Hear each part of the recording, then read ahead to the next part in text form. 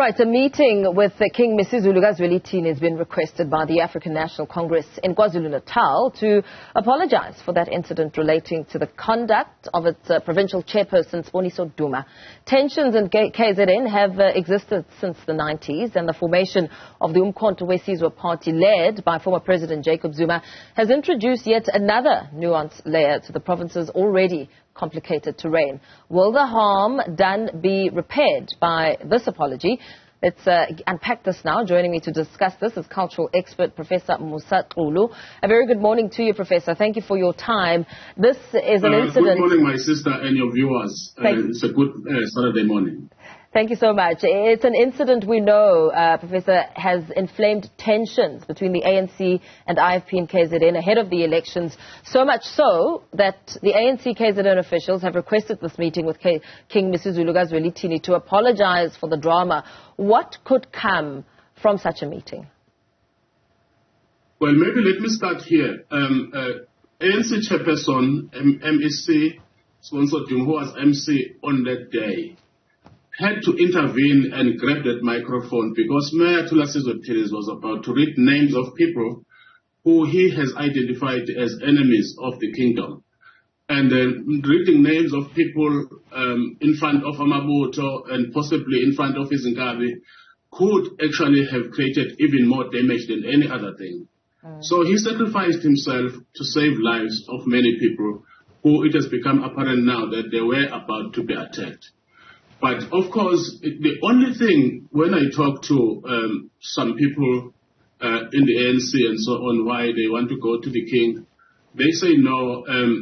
The only thing that went wrong was that it happened in front of the king and the president. And I hear that the MEC, Siboniso Duma, has already spoken with the president, and the president has urged KZN, ANC, and the IFP to come together and try to make peace. It's just a pity that this very rich heritage of King Dinuzulu is being reduced into microphone politics and microphone committees and microphone press conferences, instead of us as a province, for example, looking at further programs to enhance the economy around the issues of cultural heritage tourism, including the footsteps of, tracing the footsteps of King Misuzulu, whose legacy was to bring education to the Zulu people. We know that King Misuzulu kaZwelithini has already spoken a bit about this incident, saying KZN MEC Siboniso Duma's mic-grabbing action was inappropriate, provocative and un-African. What sort of cultural resolution could this matter take? Could a fine be imposed? Well, I'm not aware of King Misuzulu saying anything about what happened there. I think I can't imagine that King Misuzulu would say such things against the ANC and Duma, etc.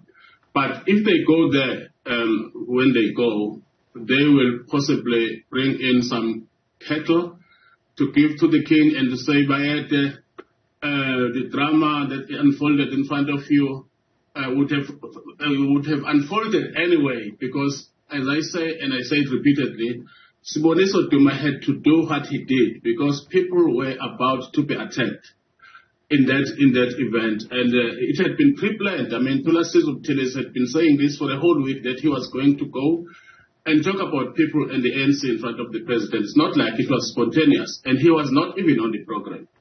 He had grabbed the microphone for himself, and then praise Singam later started shouting down at the Premier Nomsa on microphone. And when the king even stood up to try and start talking, Amabuto surged forward, and uMkhonto was shouting war cries.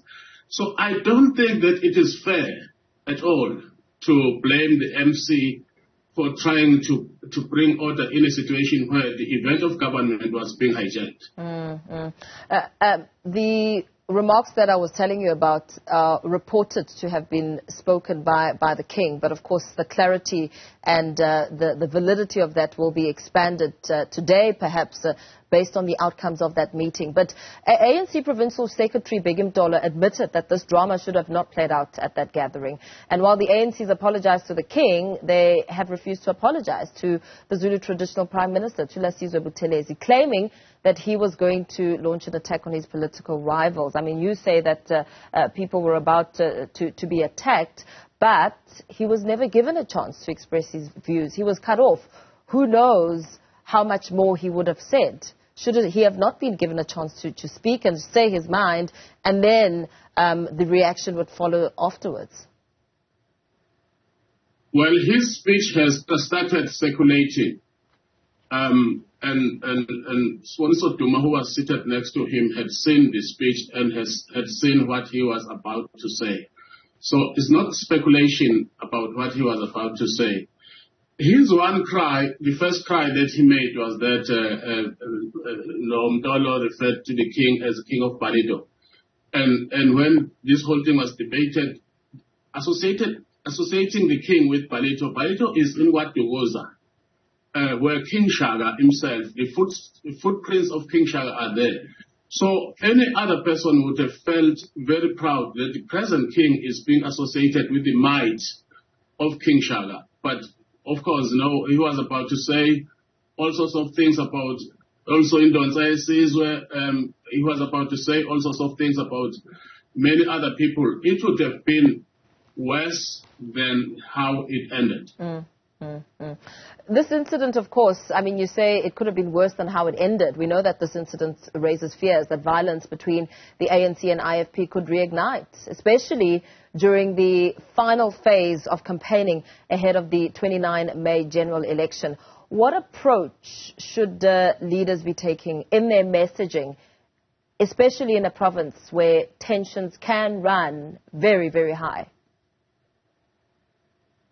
Well, the approach should be, in the 1990s, when there was violence between the IFP and the ANC, they used to set up committees. It was 15 aside, 10 aside, 5 aside, and 3 aside. And those committees would, for example, would have met before the event of last week, Saturday, to discuss the nitty-gritties and the details of how to ensure that the event itself does not end in violence. It ended in violence, by the way. 16 women were beaten up by Amabucho,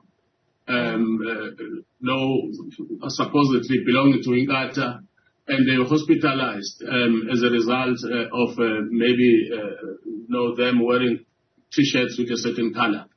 So there was violence in that event on Saturday last week. In the past, then, that would have been avoided by these committees sitting and then communicating to their followers that this event of King Misuzulu. It's a pity, I repeat, that we're not talking about King Misuzulu.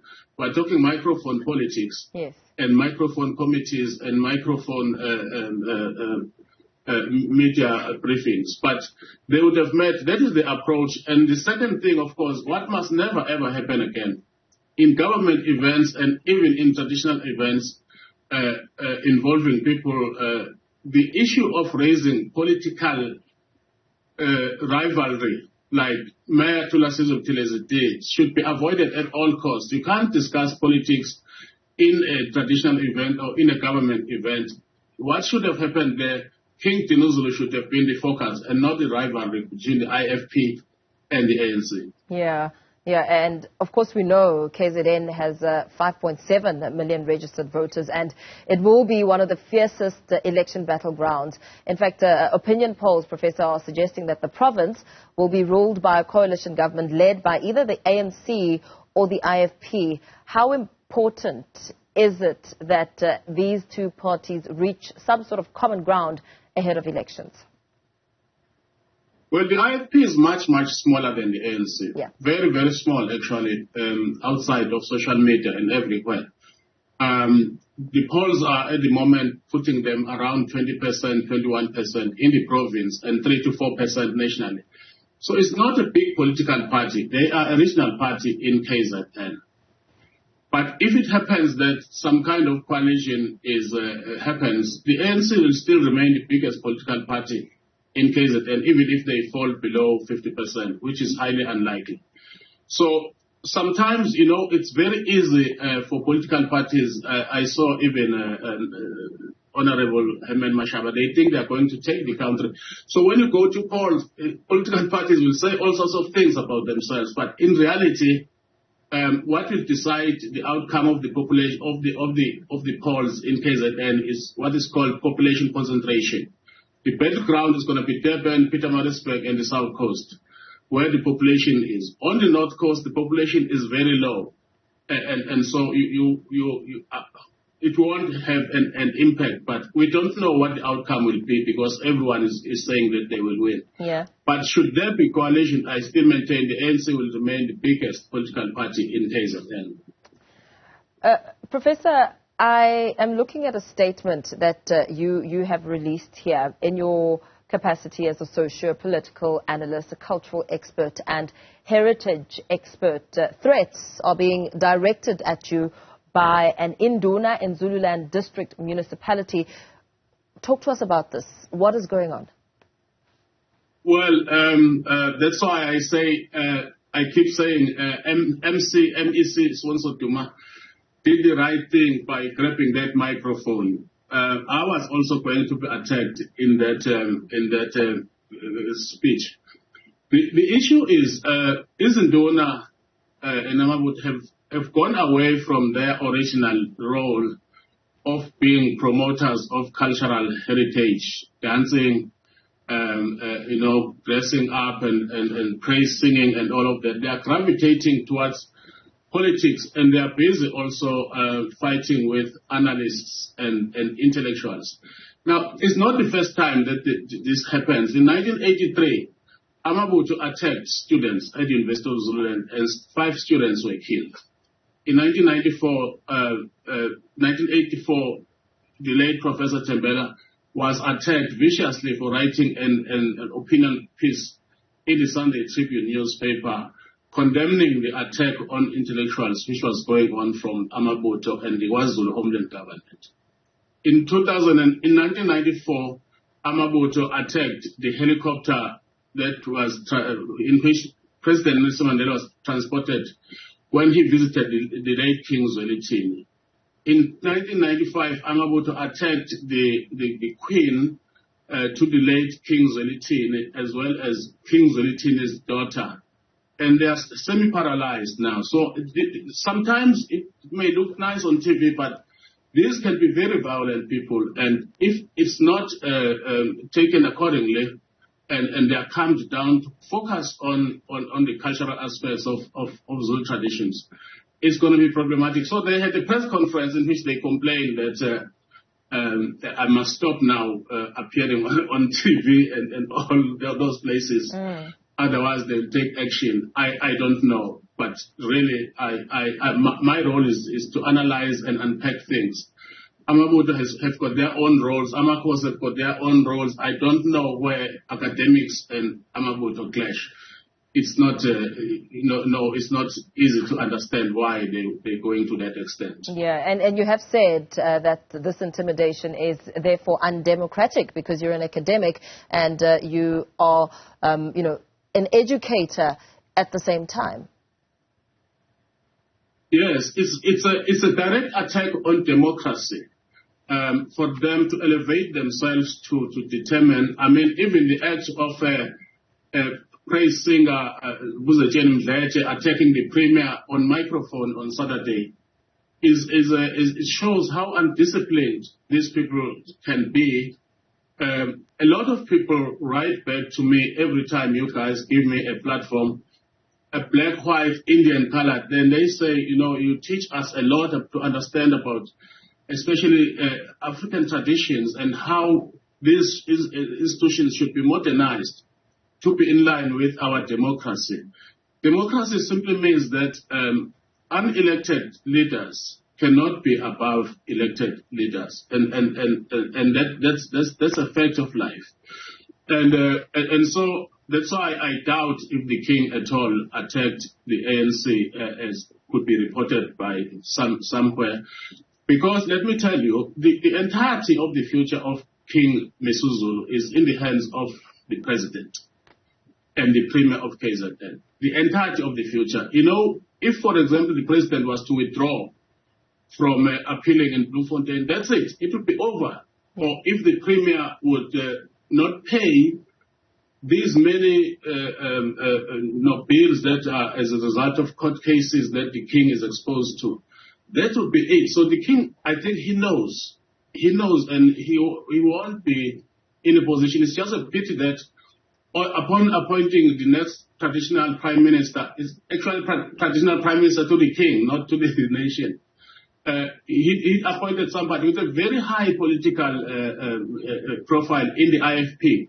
And we want, you will remember that Tula Sizwe would use these platforms instead of, for example, introducing the king last Saturday to attack the ANC and saying he's attacking the ANC on behalf of the king, which I don't think that it can be true.